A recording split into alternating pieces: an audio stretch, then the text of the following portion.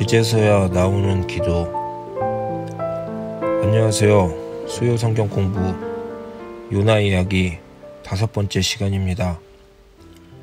오늘은 요나 2장 1절에서 10절을 함께 나누겠습니다. 요나가 물고기 뱃속에서 그의 하나님 여호와께 기도하여 이르되 내가 받는 고난으로 말미암아 여호와께 불러 아뢰었더니 주께서 내게 대답하셨고 내가 스올의 뱃속에서 부르짖었더니 주께서 내 음성을 들으셨나이다. 주께서 나를 깊음 속 바다 가운데에 던지셨으므로 큰 물이 나를 둘렀고 주의 파도와 큰 물결이 다 내 위에 넘쳤나이다. 내가 말하기를 내가 주의 목전에서 쫓겨났을지라도 다시 주의 성전을 바라보겠다 하였나이다. 물이 나를 영혼까지 둘러싸우며 깊음이 나를 에워싸고 바다풀이 내 머리를 감쌌나이다. 내가 산의 뿌리까지 내려갔사오며 땅이 그 빗장으로 나를 오래도록 막았사오나 나의 하나님 여호와여 주께서 내 생명을 구덩이에서 건지셨나이다. 내 영혼이 내 속에서 피곤할 때에 내가 여호와를 생각하였더니 내 기도가 주께 이르렀사오며 주의 성전에 미쳤나이다. 거짓되고 헛된 것을 숭상하는 모든 자는 자기에게 베푸신 은혜를 버렸사오나 나는 감사하는 목소리로 주께 제사를 드리며 나의 서원을 주께 갚겠나이다. 구원은 여호와께 속하였나이다 하니라. 여호와께서 그 물고기에게 말씀하시매 요나를 육지에 토하니라. 아멘. 지난주 우리는 요나가 하나님의 낯을 피해 다시스행 배를 탔다가 폭풍을 만나고 제비뽑기로 재앙의 원인으로 지목되어 결국 선원들에 의해 바다에 던져지는 모습을 함께 나누었습니다.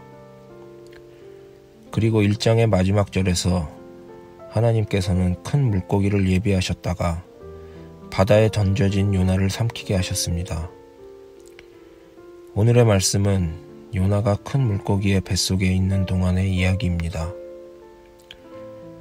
제가 첫 번째 시간에 말씀드렸던 것처럼 어린 시절 봤던 성경 만화나 어린이용 공과책에는 큰 물고기의 뱃속에 무릎 꿇고 기도하고 있는 요나의 모습이 그려져 있습니다. 순수했던 어린 시절에는 그 모습이 마냥 신기하고 하나님의 능력에 감탄했던 기억이 납니다. 하지만 어른이 되어 순수함을 잃어버리고 나니 사사건건 의심만 생깁니다. 물고기가 요나를 삼켰는데 다쳤다는 말이 없는 것을 봐서는 아무래도 씹지 않고 한 번에 삼킨 모양입니다. 그 큰 사람을 씹지도 않고 삼킬 만한 물고기가 있을까요? 그리고 물고기가 아무리 커도 위장으로 갔을 텐데 사람이 무릎을 꿇을 공간이 있을까요? 위액은 산성일 텐데 괜찮은 걸까요? 3일을 물고기 뱃속에 있으면 숨을 쉴 산소는 있었으려나요? 다 제가 했던 의심들입니다. 하지만 하나님이 하시는 일은 인간의 지식을 넘어섭니다. 요나서의 이야기가 실제로 가능한지 불가능한지 실화인지 아닌지는 사실 중요하지 않습니다. 성경은 많은 사람들이 만난 하나님에 대한 고백입니다.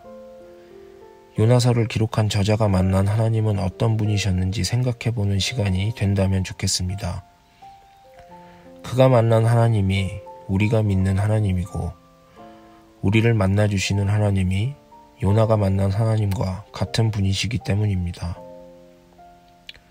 왜 요나서가 성경의 한 부분을 차지하고 우리가 읽게 되고 수요 성경 공부를 통해 함께 나누게 하시는지 하나님의 섭리가 있을 줄 믿습니다. 오늘 본문인 요나서의 2장, 4장으로 이루어진 짧은 책에서 온갖 사건을 겪는 1장이 끝나고 2장이 되어서야 물고기에게 삼켜져 물고기 뱃속에서 아무것도 할 수 없게 되고 나서야 요나가 처음으로 하나님께 기도를 합니다. 배가 깨질 만큼 격렬한 폭풍 속에서 이방 선원들이 여호와께 부르짖고 구할 때에도 기도하지 않던 고집센 요나에게서 그제서야 기도가 나옵니다. 요나는 물고기의 뱃속에서 3일을 있었다고 성경은 기록합니다. 여러분 생각에 물고기 뱃속에서 있던 3일 중에 요나는 언제부터 기도를 했을까요? 오늘 본문에 나온 요나의 기도가 며칠째의 한 기도인지 기록되어 있지 않아서 정확히 알 수는 없지만 1장에서 본 요나의 모습을 통해 미루어 짐작해보자면 제 생각에는 3일째부터였을 것 같습니다. 처음 갇혀서 한 이틀 동안은 앞에서 보여준 모습처럼 하나님께 툴툴대고 떼를 쓰고 물고기 뱃속을 발로 차기도 하면서 자신의 고집을 꺾지 않고 버티지 않았을까요? 어쨌든 결국 요나는 스스로 아무것도 할 수 없는 극단적인 상황이 되자 그제서야 하나님께 부르짖습니다. 그리고 2절과 7절에 기록되었듯이 자신이 스올, 즉 죽음과 같은 물고기 뱃속에서 부르짖는 음성을 하나님께서 들으심을 알고 있습니다.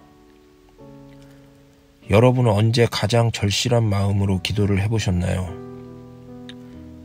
저는 처음으로 환상 비슷한 경험을 통해 그냥 청년부 동생이었던 지금의 아내가 하나님이 준비하신 제 짝임을 확신하고 제가 경험한 것과 이것은 하나님의 응답임이 틀림없다고 이야기했다가 그건 오빠 생각이고요 라며 시원하게 차이고 나서 가장 절실하게 기도했던 것 같습니다. 겨우 여러분이 경험하신 절박한 상황에 비해 우스울 수도 있지만 그 당시 저에게는 세상 심각한 상황이었습니다. 배우자를 위해 기도하면서 긴 듯 아닌 듯 애매한 응답 말고 정말 확실히 알 수 있는 응답을 달라고 기도하던 중 눈앞이 뿌옇게 흐려지며 교회의 많은 사람 중 이유란 씨의 얼굴만 동그랗게 보이는 경험을 하였는데 이보다 더 확실한 응답이 어디 있겠습니까? 이것이 응답이 아니라면 앞으로 어떤 응답을 받은들 제가 믿을 수 있겠습니까? 고백의 성공 유무를 떠나 앞으로의 신앙생활이 걸린 무엇보다 중요한 일이었습니다.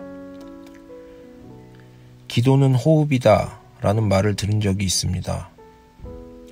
하루 중 일주일 중 어느 시간이 아니라 시도 때도 없이 때와 장소를 가리지 않고 마치 숨을 쉬듯 수시로 해야 한다는 것입니다.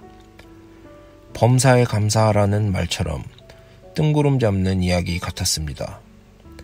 한국말이니 무슨 뜻인지는 알겠는데 실현이 불가능한 말도 안 되는 이야기 같았습니다. 그런데 제가 아쉬워지고 절박해지니 그게 정말 가능한 일임을 경험했습니다. 아침에 눈을 뜬 후부터 잠들기 직전까지 정말 쉬지 않고 중얼중얼 기도하고 중얼거릴 수 없는 상황에는 입만 벙긋벙긋하며 기도했습니다. 밥을 먹는 동안은 마음속으로 기도했습니다. 이렇게 숨을 쉬듯 기도하며 아내에게 계속 마음을 표현하는 것도 게을리하지 않았죠. 물론 그 후로도 3번은 더 차였습니다. 하지만 결국 여러분이 아시는 것처럼 지금은 이쁜 가정을 이루어 이수, 이다미를 낳고 행복하게 살고 있습니다.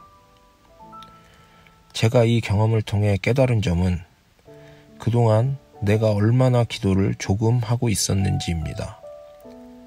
충분히 더 하나님을 찾고 하나님을 향할 수 있었는데 여러 가지 핑계로 노력하지 않고 살아왔음을 깨달았습니다.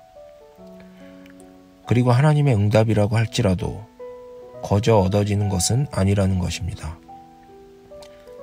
저는 정말 하나님의 응답이라면 아내가 저의 고백에 저도 응답을 받았어요 라거나 저도 기도하며 당신을 기다리고 있었어요 이렇게 대답할 줄 알았습니다. 하지만 돌아온 대답은 그건 오빠 생각이고요 였죠. 이렇게 하나님이 준비하신 복을 받는 데에도 우리의 기도와 노력이 필요합니다. 마지막으로 절박한 상황에 몰려 내가 할 수 있는 일이 하나도 없을 때 그제서야 끊임없이 기도가 나온다는 것입니다. 내가 할 수 있을 것 같을 때는 하나님을 찾지 않습니다. 하지만 내 능력을 벗어난 상황을 맞닥뜨렸을 때 비로소 하나님께 부르짖고 온전히 하나님을 의지하게 됩니다.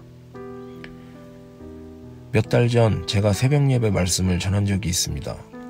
그때 기도는 조율이다 라는 김기성 목사님의 말씀을 소개해드린 적이 있습니다.